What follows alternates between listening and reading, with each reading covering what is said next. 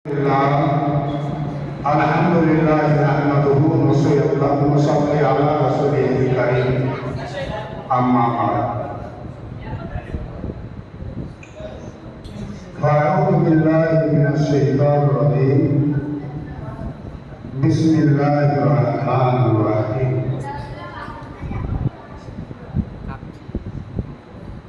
Ja'al haqqu wa zahaqal batil. Innal batila kana zahuqa.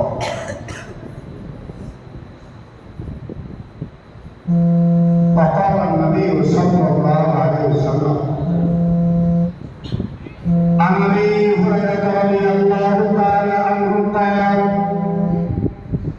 qala Rasulullah sallallahu alaihi wasallam yu'addul huquqa ila ahliha hatta tuqallidu syaatil kalahari ilal barmai aw qama alaihi salatu wa taslim.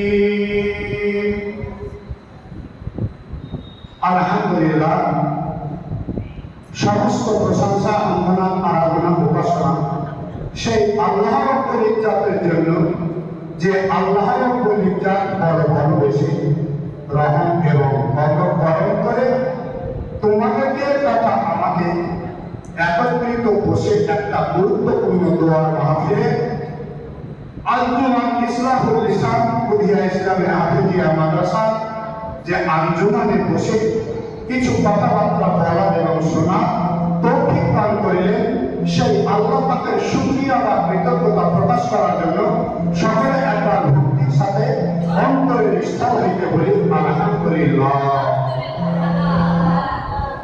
তিনার প্রেমে আল্লাহর নাম তাজদারে Medina জনাবে মুহাম্মদুর রাসূলুল্লাহ সকলে বলি সাল্লাল্লাহু আলাইহি ওয়াসাল্লামের প্রতি হাজার হাজার দরুদ ও শান্তির দ্বারা বর্ষিত হোক। সকলে বলে আল্লাহুম্মা আমিন। আমি আপনাদের সম্মুখে পবিত্র কালামুল্লাহ থেকে ছোট্ট একটি আয়াত তেলাওয়াত করেছি, আর হাদিসে মুবারক থেকে একটি ছোট্ট হাদিস পাঠ করেছি। আল্লাহ রাব্বুল ইজ্জাত যদি তৌফিক দান করেন তো কোরআন আয়াতকে সম্মুখে রেখে, হাদিসের মুবারককে সম্মুখে রেখে আমি আমার সংক্ষিপ্ত কথাবার্তা বলে আমি আমার বক্তৃতাকে ইতি টানব। আল্লাহ পাক বক্তা এবং শ্রোতা, বলতেওয়ালা এবং শুনতেওয়ালা উভয়কেই যেন আমল করার তৌফিক দান করেন। সকলে একবার বলি আল্লাহুম্মা আমিন।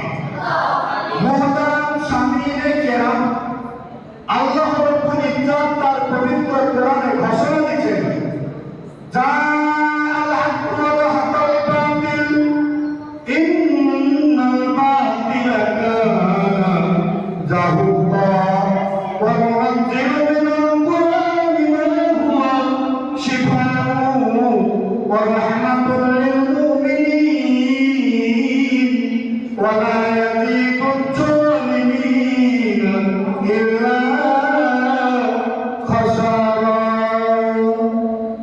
আল্লাহ রাব্বুল ইজ্জাত বলেছে, মানুষের সম্মুখে যখন হকের বাতাবরণ আসে তখন যেটা না হয় সেটা কিন্তু বাতিল হয়ে যায়। ইন্নাল বাতিলা কানা যাহুকা, এটা আজ বলে নয়, এটা যুগে যুগেই যখন হকের পাশে না হয়, রাত আসলে দিন থাকবে না। তোমরা মান্তিকি পরিভাষায় পড়েছ, ইনতলাআতিস শামসু ফান্নাহারু মওজুদ, সূর্য যখন উঠবে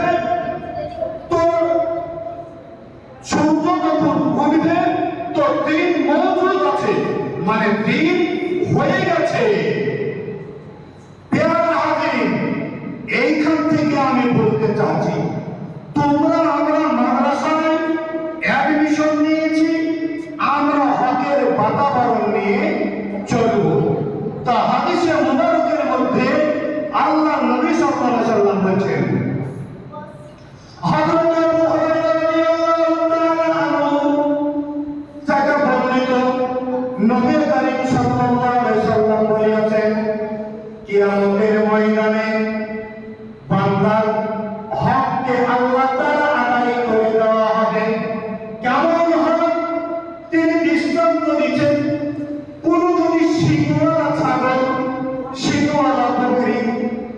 গায়ের সিংওয়ালা, অর্থাৎ যে ছাগলের সিং নাই, যেটা আপনারা আমরা বুঝি মুন্নি ছাগল, ওই ছাগলকে যদি সিং মুন্নি ছাগলকে যদি সিংওয়ালা ছাগলগুলো যদি ভিড় লাগায়, তো এটাও কিন্তু কিয়ামতের ময়দানে তার হককে আদায় করে দেওয়া হবে। তাহলে কথা বলা, আমরা দুনিয়াতে এমন ভাবে না চলি যাতে আমাদের হক নষ্ট হয়ে যায়। আমি নিজের হক পারলে ক্ষমা করে দেব, কিন্তু কারো হক মানব না।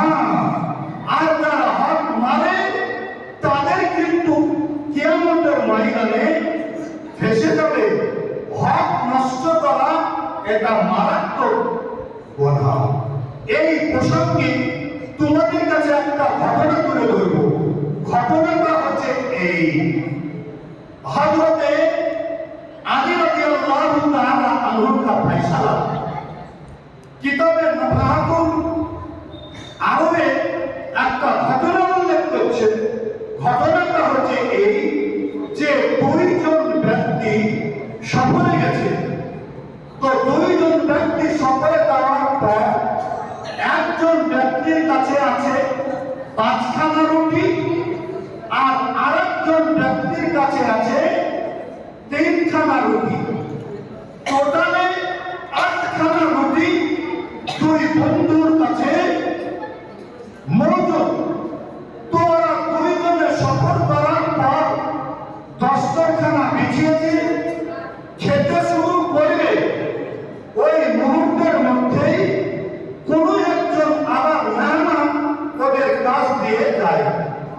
যাওয়ার পরে তাদেরকে বলে যে ভাই আসুন আসুন, আমরা নাস্তা করে নিই, আসুন আমাদের সাথে বসে যান।